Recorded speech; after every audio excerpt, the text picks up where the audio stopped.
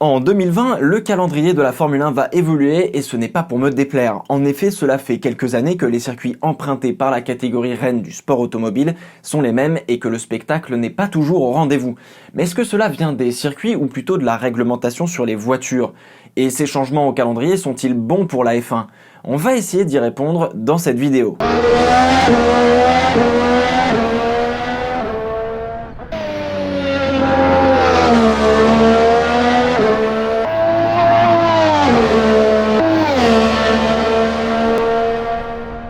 En 2020, la Formule 1 se rendra sur deux nouveaux circuits à minima. Le Grand Prix du Vietnam fait son apparition avec un tracé encore une fois en ville, ponctué d'une interminable ligne droite, mais on va en reparler. Et le deuxième circuit qui n'est pas nouveau, mais presque, tellement cela fait longtemps que la F1 n'est pas venue dessus, c'est Zandvoort. Cela fera enfin un circuit où les fans orange de Verstappen pourront encourager leurs petits protégés sans pour autant envahir les autres circuits comme Spa-Francorchamps ou le Red Bull Ring. Un troisième circuit pourrait faire son apparition en remplacement d'Interlagos et toujours au Brésil, il s'agit d'un projet pour l'instant dans la périphérie de Rio de Janeiro. Alors non, le calendrier ne va pas devenir monstrueux. Déjà que 21 courses c'est long, on ne va pas monter à une trentaine de courses comme en NASCAR, mais on va remplacer certains circuits qui pour l'instant n'ont plus de contrat avec la Formule 1 pour organiser un Grand Prix. Le circuit de Barcelona-Catalunya qui accueille le Grand Prix d'Espagne se fera remplacer par le Grand Prix des Pays-Bas à Zandvoort et le Grand Prix d'Allemagne ne sera pas au calendrier non plus puisque remplacé par le Grand Prix du Vietnam. Le Grand Prix du Mexique est incertain pour le moment, le président du pays voulant stopper la venue de la Formule 1 car celle-ci coûte trop cher aux contribuables. Le Grand Prix d'Italie qui se déroule à Monza a renouvelé son contrat tandis que le berceau de la Formule 1, le Grand Prix de Grande-Bretagne à Silverstone, est en bonne voie pour continuer à accueillir les Grands Prix. Le président de la Formule 1, Chase Carey, a annoncé qu'un futur calendrier pourrait contenir jusqu'à 25 courses, même si de mon point de vue cela deviendra particulièrement coûteux pour les équipes et surtout intenable d'un point de vue humain.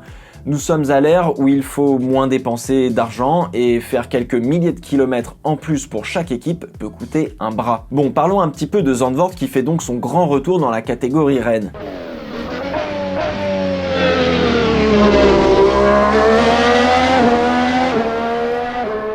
En effet, le circuit a accueilli la Formule 1 de 52 à 85. On a longtemps critiqué, et on le fait toujours d'ailleurs, la venue de nouveaux Grands Prix dans des pays qui n'ont pas de culture automobile forte et surtout des nouveaux circuits d'Hermann Tilke. Les créations de l'architecte allemand, qu'elles soient en ville ou permanentes, ne font pas toujours l'unanimité, loin de là, et le public et les fins connaisseurs de la F1 ont toujours milité pour un retour des anciens circuits.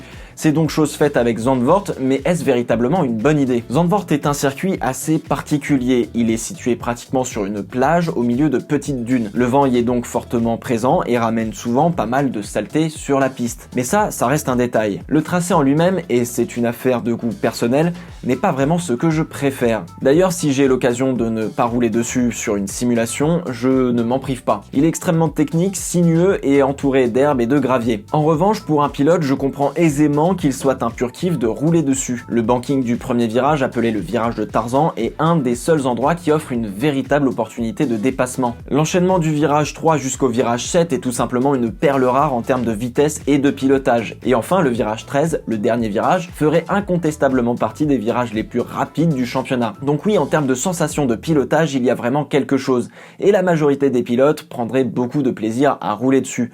Mais d'un point de vue du spectacle, c'est une autre histoire. Même si les rares dépassements et les batailles en piste sont essentiellement dus à une mauvaise réglementation, le circuit de Zandvoort propose une seule vraie zone de freinage et donc une seule vraie zone où l'on peut tenter de dépasser. L'appui des monoplaces est tel que les virages se prennent vraiment beaucoup plus vite que dans les années 80 et donc les freinages sont par conséquent plus courts, ce qui rend un dépassement plus difficile. Pour finir, et comme je vous le disais, le circuit va avoir besoin de travaux. Il n'a actuellement pas le grade 1 de la FIA obligatoire pour faire venir le championnat de Formule 1. On va probablement voir ce circuit se faire asphalter les bas-côtés qui sont aujourd'hui remplis de gravier et tout le charme et l'adrénaline de la moindre erreur qui se termine par un gros crash va laisser place à un autre parking que l'on connaît aujourd'hui. Donc finalement, faire revenir d'anciens circuits n'est pas forcément une bonne idée, surtout avec la réglementation d'aujourd'hui qui est faite pour des circuits modernes. Les circuits modernes justement, Hanoï est la ville qui va accueillir le Grand Prix du Vietnam l'année prochaine. J'ai déjà fait une vidéo sur ce circuit pour voir à quoi on pourrait s'attendre. D'un point de vue économique, je ne comprends pas bien l'enjeu. Il n'est pas forcément question de dire que les Vietnamiens n'aiment pas le sport automobile, ils ne le connaissent tout simplement pas. Mais cela ne veut pas dire que c'est inintéressant de se rendre dans ce genre de pays pour augmenter le nombre de fans à travers le monde. En revanche, je pense qu'il y a des pays qui sont beaucoup plus intéressants et qu'il aurait peut-être fallu prioriser avant de s'attaquer au Vietnam. La Finlande, par exemple, terre de nombreux pilotes de Formule 1, n'est pas au calendrier et le sport automobile dans ce pays est assez développé.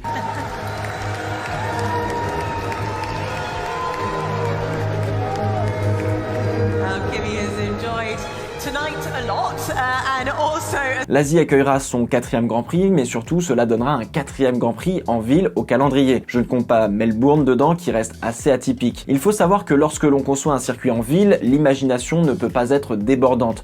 On est limité par les rues de la ville, il y a donc une grosse contrainte technique et ce n'est pas toujours forcément pour le mieux. Le circuit de Hanoï est conçu par le fameux Hermann Tilke et est un enchaînement de lignes droites, quelconques, parfois interminables et qui donnent sur des grosses phases de freinage. On a a priori 3 zones de dépassement et un secteur 3 qui a été copié des S de Suzuka. Là aussi, mettre des S pour faire des virages, je ne vois pas vraiment l'intérêt, mais on va en reparler. La course peut être géniale comme absolument emmerdante au possible, un peu comme Bakou, mais au final, c'est un nouveau circuit et cela fait un peu de sang neuf, donc essayons de rester positifs. Autre potentielle création de Hermann Tilke qui pourrait voir le jour, le nouveau circuit de Rio qui remplacerait probablement dès 2020 le circuit d'Interlagos au Brésil. En effet, le circuit d'Interlagos croule sous les dettes. Il n'a pas fait les aménagements du paddock demandés par la F1 depuis des années, et même s'il est un des joyaux de la F1, à un moment donné, il faut faire quelque chose. Le président du Brésil ne veut plus mettre la main à la poche pour payer un Grand Prix, et donc des investisseurs privés veulent reprendre le Grand Prix pour l'amener à Rio de Janeiro. Malgré la potentielle perte d'Interlagos, il faut quand même se réjouir que le Grand Prix du Brésil existe toujours puisque c'est la terre des Ayrton Senna, Barrichello, Fittipaldi et encore Massa. On espère voir un pilote brésilien bientôt sur la grille pour avoir toujours plus de ferveur des Brésiliens lors de l'extinction des feux. On a donc vu passer quelques croquis sur le potentiel circuit de Rio et n'espérez pas trop par les images, il n'y aura pas beaucoup de gravier, mais surtout de l'asphalte. Le circuit en lui-même n'est pas inintéressant, propose pas mal de belles choses avec 3 voire 4 zones de dépassement, quelques belles lignes droites et des virages plutôt rapides. On a quelques zones de freinage en appui, mais dans l'ensemble, sur le papier, ça a plutôt de la gueule. La dernière section avec les S fait vraiment ajout inutile, j'ai l'impression, et pourrait être faite autrement pour encore plus de spectacle, voire de plaisir de pilotage. Les circuits modernes sont apparus à la fin des années 90 et au début des années 2000. Ils ont pratiquement tous été dessinés par Hermann Tilke et c'est aussi à lui que l'on doit la rénovation de quelques anciens tracés comme le Paul Ricard ou le nouveau tracé d'Hockenheim en 2001. Je trouve que les tracés modernes se ressemblent tous et par conséquent n'ont pas de charme.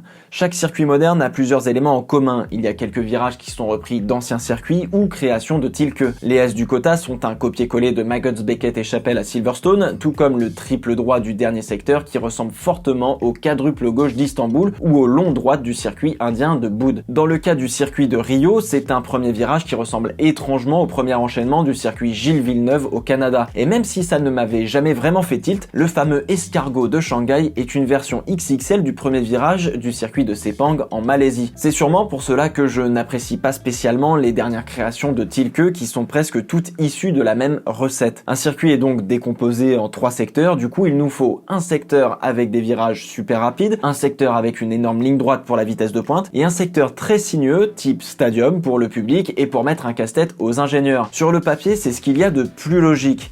Alors qu'un circuit se construit à la base vis-à-vis de l'emplacement qu'il propose. Spa-Francorchamps se sert des collines et de la vallée dans laquelle il est situé pour provoquer des virages intéressants en se servant du dénivelé. Pareil pour Suzuka, les S du premier secteur sont ce qu'ils sont car il y a un dénivelé et le tracé suit un chemin en fonction du terrain. Le circuit d'Abu Dhabi est construit sur une surface plane et par conséquent très fade. À part les yachts et l'hôtel qui passent au-dessus du circuit, l'intérêt est proche de zéro. Mais parmi toutes les créations de Tilke, il y en a certaines que je kiffe vraiment pas mal. Hockenheim a été défiguré, mais le tracé reste tout de même assez intéressant et le stadium est toujours présent. Le circuit d'Istanbul est aussi une très belle réussite, je trouve, offrant pour la première fois un quadruple gauche assassin pour le coup des pilotes et les pneus. Il en va de même pour le circuit de Sepang en Malaisie, une des premières réalisations de Tilke. Et finalement, ce qui fait une bonne course, ce n'est pas que le circuit. C'est la réglementation des F1, la météo, les circonstances de course, bref, même si le circuit doit par son tracé donner des opportunités de spectacle, toutes les créations de Hermann Tilke ont au moins une fois rempli ce rôle. Et vous, ce calendrier 2020, vous en pensez quoi ?